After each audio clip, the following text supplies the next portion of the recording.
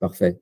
Donc, pour aller très vite, bienvenue dans ce webinaire. C'est un webinaire qui est organisé, on va dire collectivement, entre l'association Alumni Ingeur 2000, mais aussi Ingeur 2000, donc représenté par Aurélia, et puis Arvez, qui est notre partenaire aussi formation continue. Et donc, l'idée, c'est effectivement de faire un webinaire d'une heure, une petite heure. Vous aurez une présentation par Quentin Le Richaume, qui donc va vous parler aujourd'hui d'IoT. On aura un petit temps de questions aussi à la fin.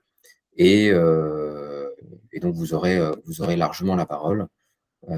Et donc maintenant, je laisse la parole à Quentin pour qu'il puisse nous partager son sujet. Et encore une fois, merci de vous être connectés et de participer.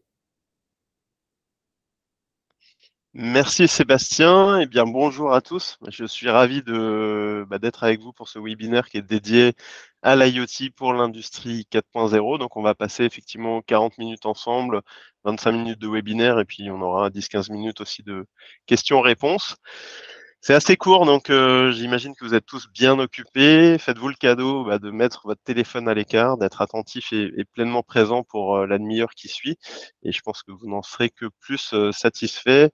Alors d'abord, merci donc à Ingénieur 2000, Alumni et puis à Arvez de m'avoir invité à parler. Je vais d'abord introduire le sujet et puis je me présenterai un petit peu par la suite. Alors d'abord, juste pour préciser, parce que dans ce titre, IoT, gadget ou levier de performance dans l'industrie 4.0, il y a quand même deux termes qui sont pas communs, l'IoT, l'industrie 4.0.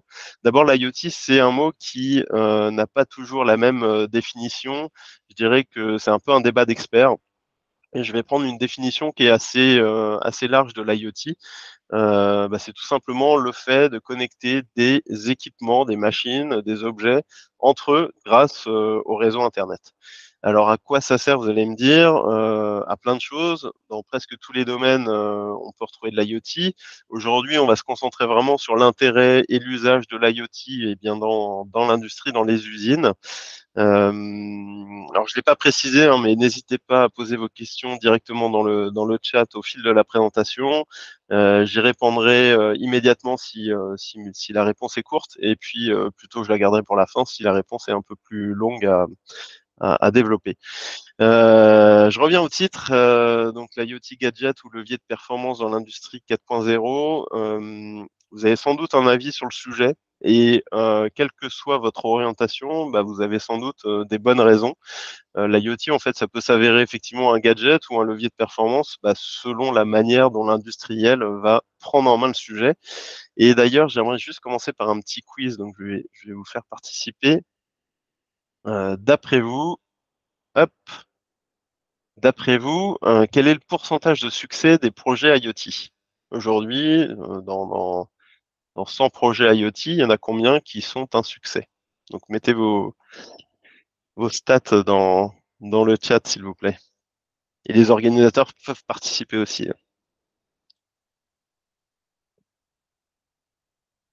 Alors, Quentin Ardouin, moins de 10%, Aurélia, 50%, 60% pour Lynn, 50, 60, 50. Ok, donc le pourcentage de projets qui sont un succès.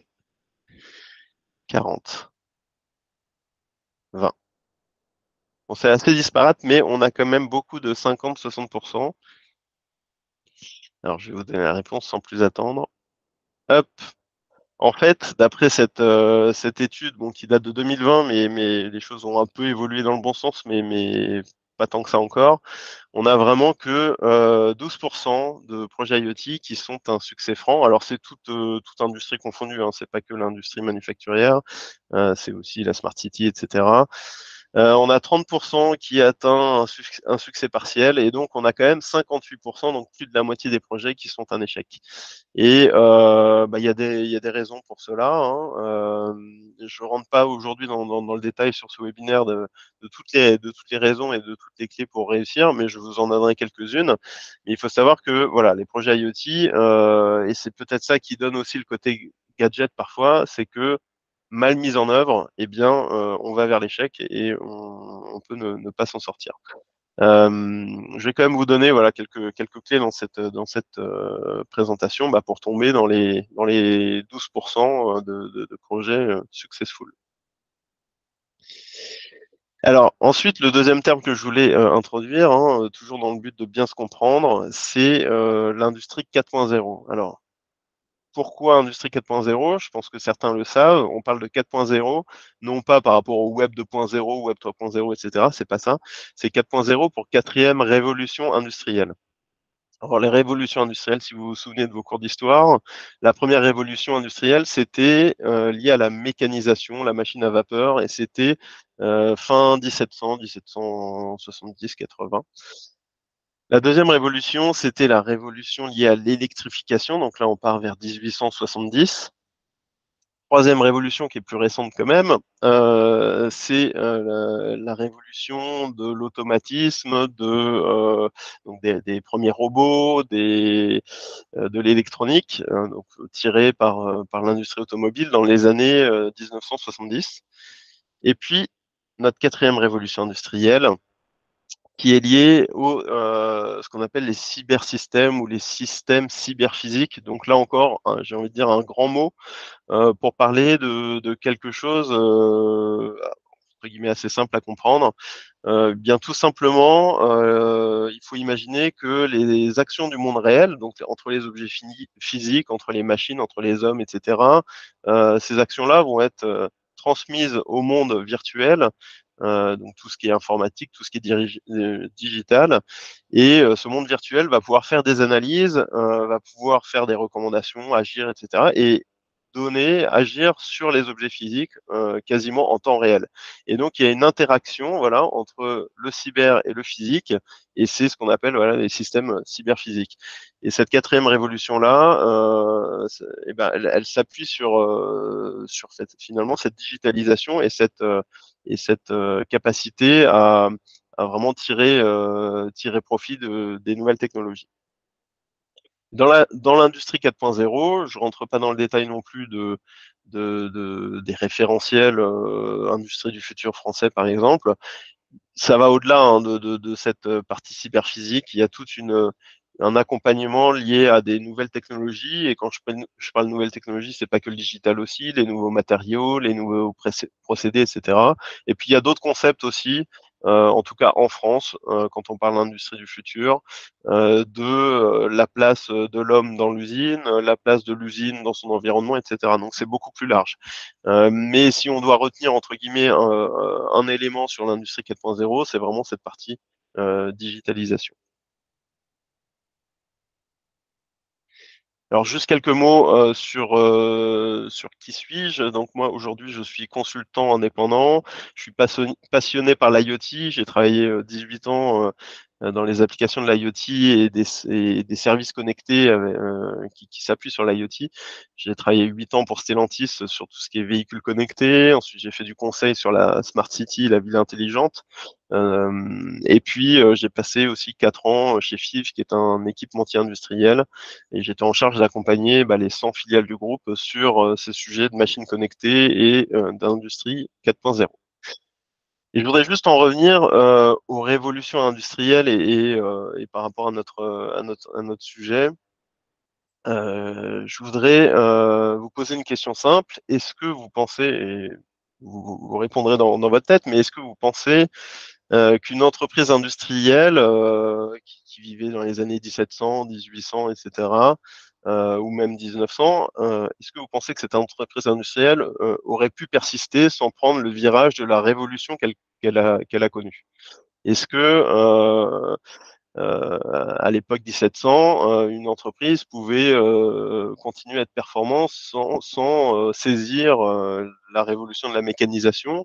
Est-ce que dans les années 1800, l'arrivée de l'électricité, la lumière, les moteurs électriques, etc., n'étaient pas nécessaires pour pouvoir continuer à produire correctement? Est-ce que dans les années 1900, alors j'ai pas trouvé de ligne un peu évolué, mais là vous avez quelques automates de l'époque.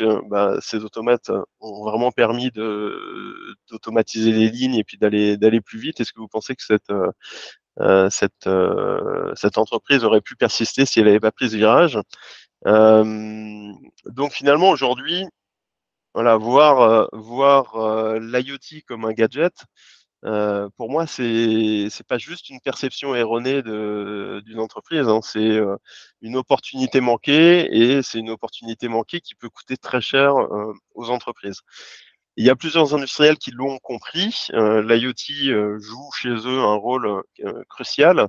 Ça va permettre d'optimiser les opérations, de réduire les coûts, d'améliorer la productivité, etc. Et plutôt que vous affirmer voilà, que l'IoT, c'est un pivot pour l'industrie, bah, ce que je vous propose, c'est de vous partager 5 grands bénéfices de l'IoT pour l'industrie et comme ça, vous ferez vous-même votre avis sur l'intérêt de l'IoT dans l'industrie. Alors le premier bénéfice pour l'industrie, c'est assez basique, hein, mais l'IoT, ça permet bah, de récupérer des données et puis de mesurer. Et comme le disait Lord Kelvin, qui est à l'origine d'ailleurs du Kelvin, bah, si vous ne pouvez pas mesurer, vous ne pouvez pas améliorer. Et le corollaire est vrai aussi, si vous arrivez à mesurer, vous pouvez améliorer.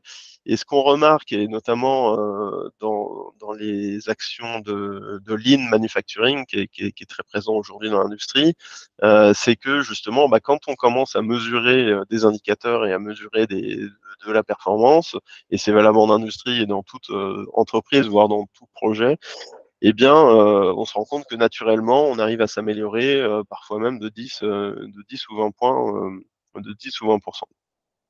Et d'ailleurs, hein, le lean et l'industrie 4.0, c'est très lié. Enfin, c'est très lié. On peut pas vraiment digitaliser, on peut pas vraiment mettre des technologies, enfin du digital sans avoir bien organisé d'abord une production. Et le lean aide beaucoup. Alors pour illustrer ça, je vais juste vous présenter cette startup qui s'appelle Keyprod. C'est une spin-off en fait d'une société qui s'appelle JPB System et qui développe je crois des, des écrous et des systèmes un peu évolués pour différentes industries. Bah, c'est tout simplement un petit boîtier qu'on va venir aimanter sur les machines outils, les machines d'usinage, etc. Et en détectant les vibrations, le boîtier va détecter les cycles, enfin l'état de la machine et pouvoir reconstituer les cycles de la machine, c'est ce qu'on voit sur le petit écran, et de calculer notamment ce qu'on appelle le TRS, le taux de rendement synthétique, qui permet de donner une représentation de l'engagement de la machine et donc indirectement bah, de l'efficacité de la production, de la ligne de production. Et ça a été voilà développé entre guillemets en interne pour des besoins d'un industriel. Et puis finalement, ils se sont dit, bah c'est quand même pratique, je vais le proposer au reste du marché. Et c'est une société qui marche bien aujourd'hui et qui propose ces boîtiers-là. Et voilà. Et ça, c'est entre guillemets juste un boîtier qui permet de mesurer puis de calculer quelques indicateurs. Mais rien qu'en faisant ça, on peut s'améliorer et on gagne. Deuxième bénéfice, eh bien, c'est de l'IoT qui permet d'optimiser les processus industriels. Donc là, il y a beaucoup de points, hein, et c'est vraiment au sens large que je parle d'optimiser les processus industriels. On va pouvoir améliorer l'efficacité des lignes de production avec l'analyse des données en temps réel. On va pouvoir identifier les goulots d'étranglement, optimiser tous les flux. Donc j'ai essayé de faire une petite liste de quelques bénéfices et puis au bout d'un moment je me suis arrêté hein, parce qu'il y en a beaucoup. Donc améliorer les flux, optimiser la maintenance, améliorer la collaboration entre les équipes, aider la prise de décision. Ça c'est un point important, aider la prise de décision. Dans certaines industries, il y a beaucoup, et dans même presque toutes les industries, ça repose beaucoup sur le savoir-faire des opérateurs, des équipes. Et avec les années, bah, finalement, le savoir-faire, il peut rester parfois dans quelques personnes. Et puis entre les équipes et entre les personnes, le savoir-faire est un peu différent. Et au final, on prend des décisions qui sont parfois très subjectives et par rapport à la personne qui opère. L'IoT, ça va permettre d'apporter des métriques, d'apporter des éléments et qui vont vraiment permettre de rationaliser et de justifier les décisions qui sont prises. Et ça, indirectement, ça permet quand même d'apaiser aussi les ambiances dans les usines, parce qu'on a des éléments factuels pour décider et il y a plus de débat. Tout ce qui est surveillance en temps réel, hein, de l'ensemble de l'usine, automatiser des tâches répétitives, tout ce qui est gestion de l'énergie, évidemment, on peut réduire les coûts et puis on peut piloter l'énergie et tout ce qui est utilité, hein, l'eau, le gaz, etc. Suivre la chaîne d'approvisionnement, que ce soit interne ou externe, améliorer la sécurité, gérer l'ensemble des actifs qui sont sur site, et puis personnaliser la production. Je vais prendre juste un exemple comme ça que j'aimais bien quand je travaillais chez FIV. Euh, les cuisines Schmitt que vous connaissez tous, aujourd'hui on peut les personnaliser à outrance, hein. Vous pouvez choisir la forme des poignées, la couleur des champs, chaque dimension des placards, etc.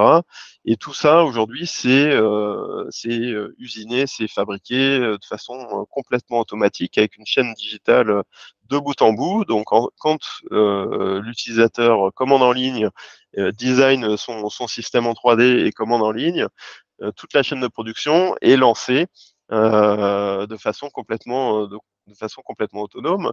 Donc beaucoup de robotisation à l'époque qui avait été installée par FIV, beaucoup de digital pour réussir à faire ce service-là.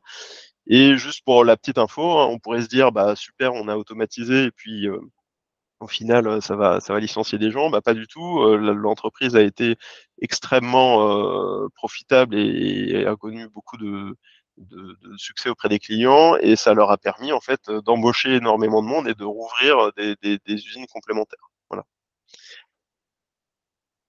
Prévision et planification, évidemment.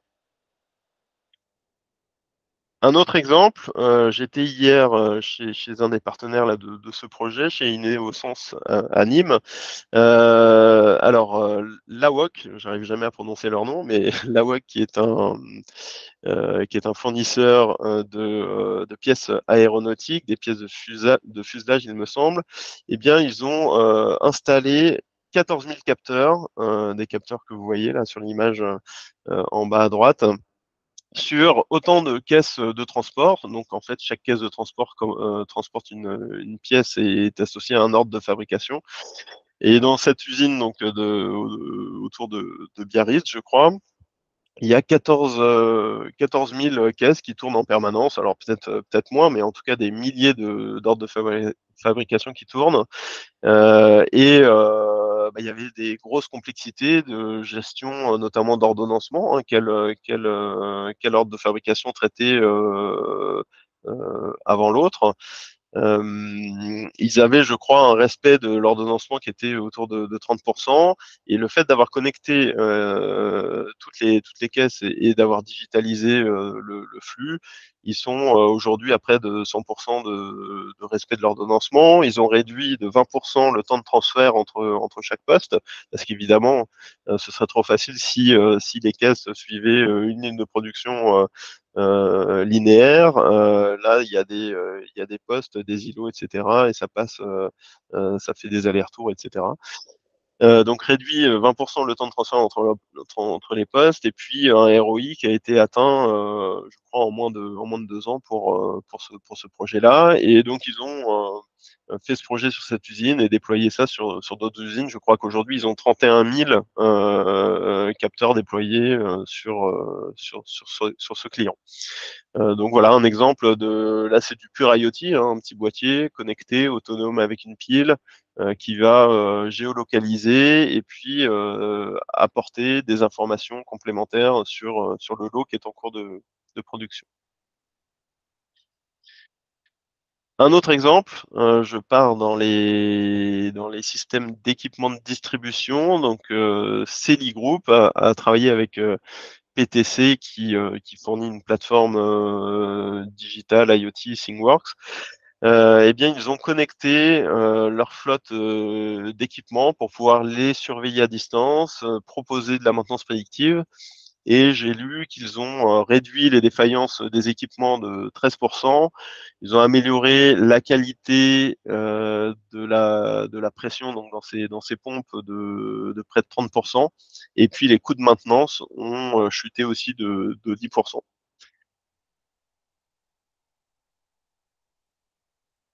Ah bah oui, voilà, j'ai les chiffres.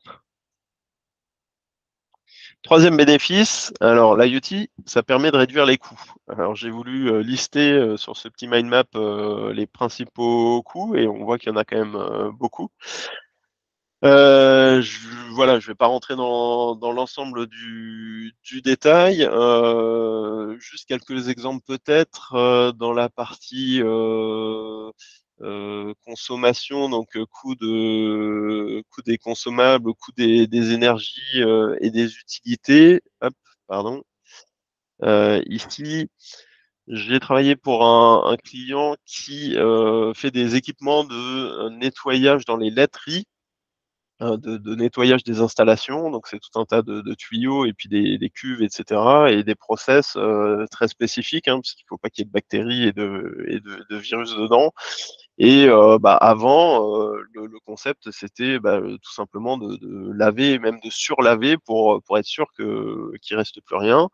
Et bien, avec l'IoT, on a pu connecter l'ensemble des équipements, mesurer finalement le taux de bactéries ou le taux de saleté qu'il pouvait y avoir dans les cuves et d'utiliser le juste nécessaire en termes d'eau, en termes de produits détergents et évidemment indirectement en termes d'énergie, puisque en général cette eau était chauffée, donc moins on utilise d'eau, moins on va utiliser d'énergie. On gagne aussi évidemment en temps de cycle pour nettoyer, donc c'est beaucoup de bénéfices avec quelques capteurs et une surveillance améliorée. Un autre exemple, et je m'arrêterai là pour ce bénéfice-là, c'est sur la partie matière première, par exemple.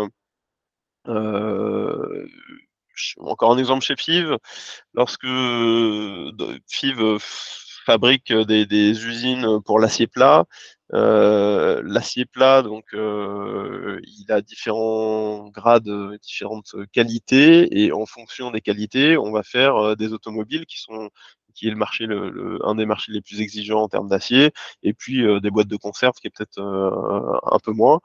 Et typiquement, le fait d'avoir installé des caméras et des capteurs sur les lignes de production a permis de identifier le moindre défaut sur l'acier, sur les bandes d'acier qui défilent, et de pouvoir définir pour chaque mètre d'acier produit la qualité et donc la classification vers qui on va pouvoir aller vendre cet acier. Et ça permet aussi de créer des lots qui sont optimaux, de réduire évidemment les rebuts puisqu'on va couper moins de chutes et d'optimiser le profit associé à cette matière. Alors n'hésitez pas à poser des questions, hein. Je vois pour l'instant pas de questions. Quatrième bénéfice, eh bien, l'IoT permet d'améliorer la qualité des produits. Je vais vous prendre un exemple d'une mission que je fais actuellement pour le groupe Soufflé, enfin pour le groupe InVivo. Les malteries soufflées, donc les malteurs, on reste dans la bière. Euh, les malteurs donc eh bien ont un process hein, qui est très spécifique, qui repose beaucoup sur la compétence et l'expérience du malteur, puisqu'on est sur un produit vivant, hein, qui est le grain d'orge ou le grain de blé. Je ne vais pas vous détailler le principe du malt. Mais toujours est-il qu'ils ont décidé bien, de connecter l'ensemble des équipements, de relever les datas, de mettre des algorithmes d'intelligence artificielle pour pouvoir optimiser à chaque étape du process de maltage, optimiser les recettes, optimiser les paramètres sur les machines pour pouvoir s'assurer d'une part bien, que la recette est respectée et qu'on ait une qualité qui soit constante, et puis d'autre part, eh bien, pour économiser de l'eau, de l'énergie, etc. Et donc ça, c'est voilà, c'est un projet typiquement qui a très bien marché et qui est en train d'être déployé dans beaucoup de malteries dans le groupe. Il faut savoir qu'Invivo est le premier malteur mondial, donc quasiment dans toutes les bières, je pense qu'on retrouve leur malt. Cinquième bénéfice, un peu le bénéfice bonus de l'IoT, eh bien, l'IoT permet de développer des nouveaux produits et des nouveaux services. Et ça, j'avoue, c'est mon bénéfice préféré sur lequel j'ai travaillé depuis 18 ans. L'IoT en tant que tel, hein, connecter des machines, c'est bien, mais si au-delà de la technique, ça n'apporte pas de nouvel usage ou de nouveaux bénéfices pour les utilisateurs, c'est assez limité. Et moi, ce que j'aime avec l'IoT, c'est effectivement de se dire, bah, maintenant qu'on a connecté cette machine, maintenant qu'on a connecté cet équipement, qu'est-ce qu'on va pouvoir faire de nouveau, qu'est-ce qu'on va faire de complémentaire. Et donc là, il y a plein de choses à faire et ça transforme même les business models. C'est-à-dire que là où vous vendiez peut-être, si vous êtes fabricant d'un équipement, là où vous vendiez votre équipement en one shot, bah, vous allez pouvoir suivre l'usage de votre équipement et à partir de là, eh bien le vendre en fonction de l'usage. Donc on va parler de machine as a service, voire même peut-être l'offrir parce que les données vont vous permettre de facturer des services complémentaires qui sont bien plus, enfin à grande valeur ajoutée par rapport à ce que vous proposiez initialement. Alors juste pour un petit récap, voilà, je vous ai remis les 5 grands bénéfices de l'IoT. Il y en a d'autres, mais on n'a que 40-45 minutes. Donc voilà pour aujourd'hui. Et puis, bah, si vous êtes industriel et que vous souhaitez mettre en œuvre l'IoT et mettre à profit, ce que je vous encourage de faire, je voudrais vous partager quelques clés. La première clé, c'est d'adopter la culture connectée. Alors, c'est quoi ça? C'est, comme je vous le disais, connecter des machines, c'est plus que connecter et c'est plus que des machines. Et ça nécessite en fait de repenser un petit peu, de repenser son entreprise et de repenser son business. Et pour pouvoir réussir son projet IoT et pour pouvoir tomber dans les 12% de francs succès, il faut observer ce qui s'est fait par ailleurs chez vos pairs, dans d'autres marchés, etc. Et comprendre en quoi l'IoT, ça fait partie d'une révolution. Le deuxième, bah, c'est très lié, hein, c'est que l'IoT, ça veut dire Internet of Things. C'est vrai que je ne l'ai pas dit. D'ailleurs, parfois, vous entendrez parler de IIoT, donc Industrial Internet of Things, Internet des objets industriels. Le gros piège de l'IoT, eh bien, c'est d'aborder l'Internet des objets par l'objet. Euh, de se dire, OK, je connecte l'objet. Parce que si vous faites ça, vous allez louper plein de bénéfices, et notamment cette partie de nouveaux services potentiels.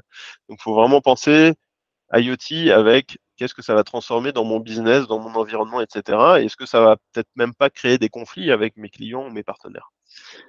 La troisième clé, c'est de suivre une méthode, voilà, soit de vous appuyer sur des entreprises qui ont déjà mis ça en œuvre, soit de suivre une méthodologie qui vous permettra de ne pas vous tromper dans votre démarche.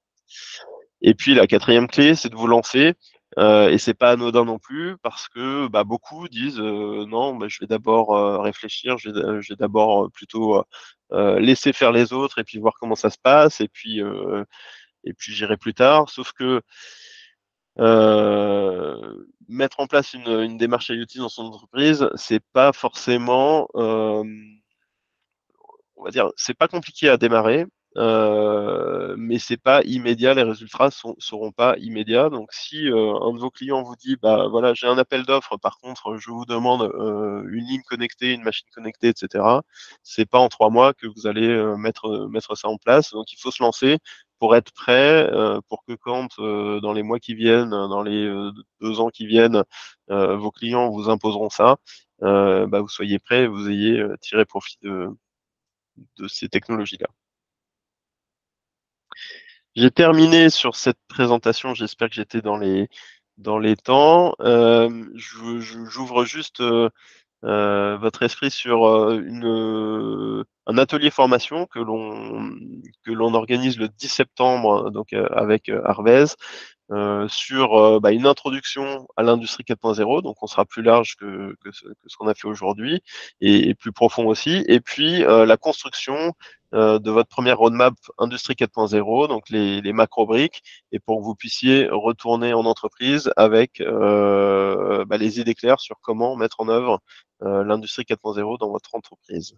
Voilà, je laisse la parole à qui veut et surtout, je suis ouvert à vos questions. Alors, juste toi-même, tu n'es pas que formateur, tu es aussi consultant. Quelle est ton intervention auprès des entreprises dans le cadre de cette IoT? Eh bien, mon intervention, ça va être assez. Je suis effectivement consultant et mon offre peut s'adapter en fonction du contexte.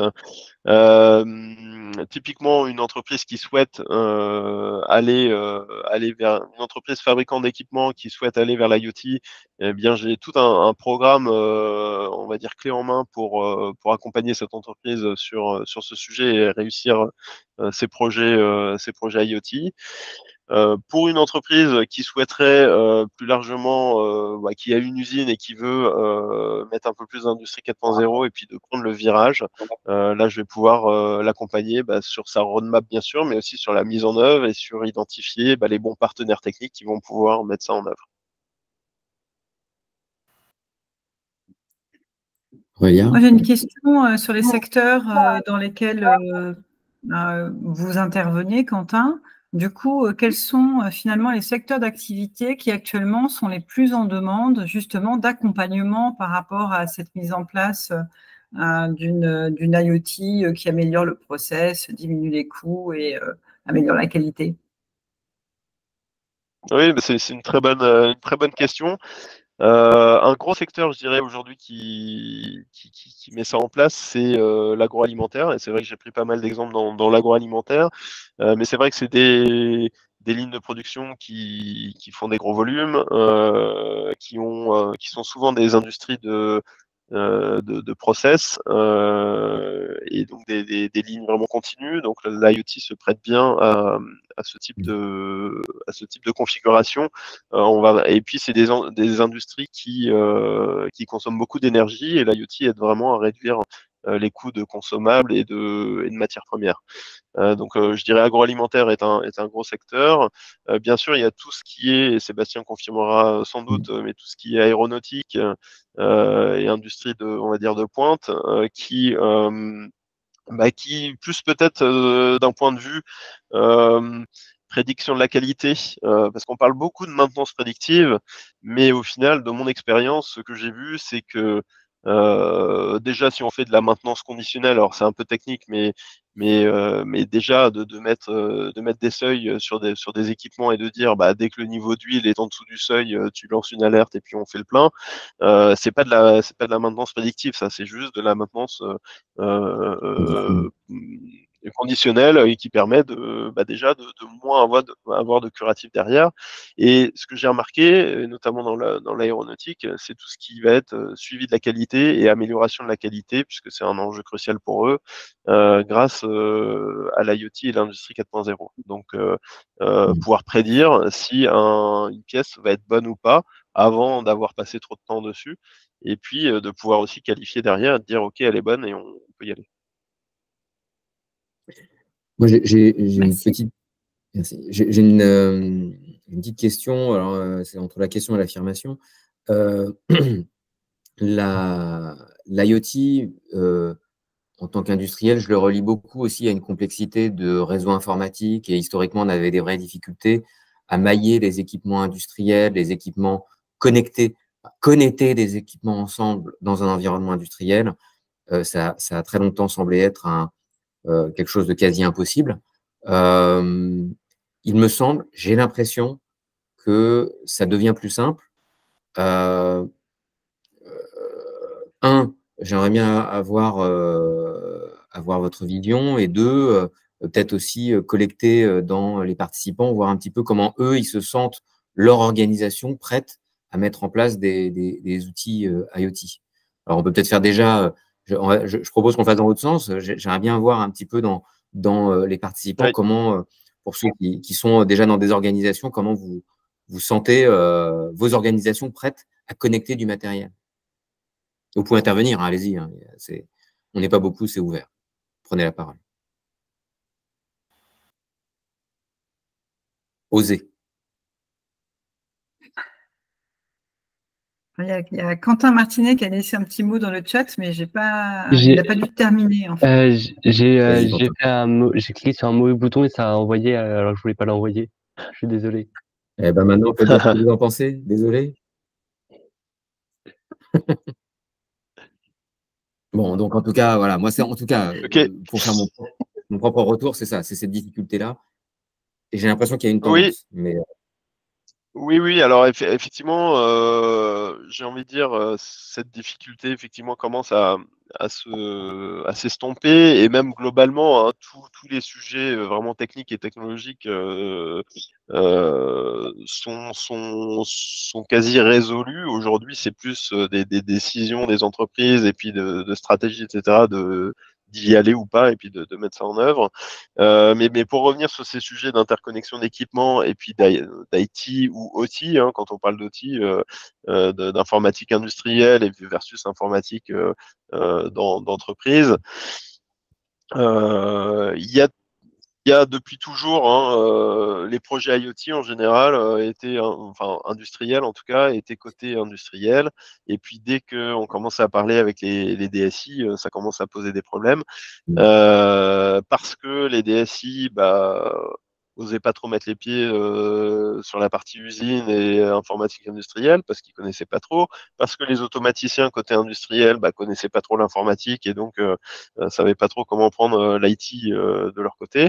Et on commence, et d'ailleurs certains disent que l'IoT c'est la contraction de IT et OT, mais on commence à voir des équipes DSI qui incluent la partie industrielle. Alors je dirais que c'est rentré par le sujet cybersécurité, c'est-à-dire que quand on a commencé à avoir des Renault qui se sont fait pirater les usines parce qu'il y avait un PC Windows 95 sur les lignes qui avait jamais été mis à jour, etc. Bon, ça c'est une réalité qu'on retrouve dans quasiment toutes les usines aujourd'hui, hein, et donc avec des vulnérabilités importantes. Donc, qui on appelle? On appelle la DSI qui est sachant sur la partie cyber. Et du coup, les DSI commencent à intégrer l'informatique industrielle dans leurs actions, et qu'on commence à intégrer aussi des équipes. Et là, c'est l'exemple typiquement chez InVivo. Je travaille avec une équipe qui est dédiée à l'industrie et à l'IoT dans une équipe DSI. Donc, on arrive à avoir des liens avec toutes les parties prenantes et à enterrer entre guillemets la hache de guerre entre la DSI et les automaticiens et les parties informatiques industrielles. Et ça, c'est clé pour pouvoir déployer des projets qui soient pérennes, sécurisés et efficaces. Brice, je vous en prie. Ah. Okay, pas de souci. Mais oui, je trouve que historiquement, hein, l'informatique industrielle était en boucle fermée. C'est ça qu'on oublie. C'est que il n'y a pas si longtemps, la boucle informatique industrielle n'avait pas accès à l'extérieur, n'avait pas accès au reste du réseau, qui devient de plus en plus impossible. Bon, alors, au-delà de dire au revoir, même si c'est très poli et sympathique, n'hésitez pas à lever la main. On arrive à la fin de notre webinaire. D'abord, je voudrais vous remercier, Quentin, pour tous les éléments partagés. C'était évidemment intéressant, évidemment. Je suis très bavard, alors j'ai envie d'y passer 1 heure de plus avec vous parce qu'il y a plein de sujets. Keyprod, c'est les voisins, ils sont à moins de 200 mètres. Alors il y en a qui lèvent la main. Est-ce qu'il y en a qui veulent parler? Il reste quelques minutes. C'était peut-être un bravo, c'est pas grave. Pour ceux qui seront des anciens, merci de vous être connectés, même les apprentis, je sais qu'il y en a. Merci de vous être connectés. N'hésitez pas à partager votre avis, votre ressenti sur le groupe LinkedIn ou sur la plateforme, peu importe. En tout cas, on espère que cette série de webinaires qui va continuer, qui ne va faire que continuer et se stabiliser, puisque des sujets, on en a plein. On espère vous retrouver sur des prochaines sessions. Merci. Et juste un point, Merci à tous. si ceux qui regardent le replay ont des questions ou des remarques, qu'ils n'hésitent pas à revenir vers nous pour les poser. On peut enrichir le débat après sans problème. Merci. Oui. Très bien. Alors, merci beaucoup. je voudrais juste dire quelque chose. Quentin a souligné le lien entre cybersécurité et IoT. Nous vous invitons volontiers à notre afterwork Industrie du futur cybersécurité qui a lieu ce mardi 25 juin à Versailles, à l'école d'informatique qui est juste à Versailles-Chantier. Très bien, merci pour ces interventions. Oui, et on pourrait ajouter ces invitations-là. N'hésitez pas à me les envoyer sur LinkedIn, je les relayerai sur les différents posts qui font référence au webinaire. OK. Merci. Merci beaucoup. Merci à tous. Merci bonne journée. Bravo. Merci. Au revoir. Au revoir. Merci Lynn.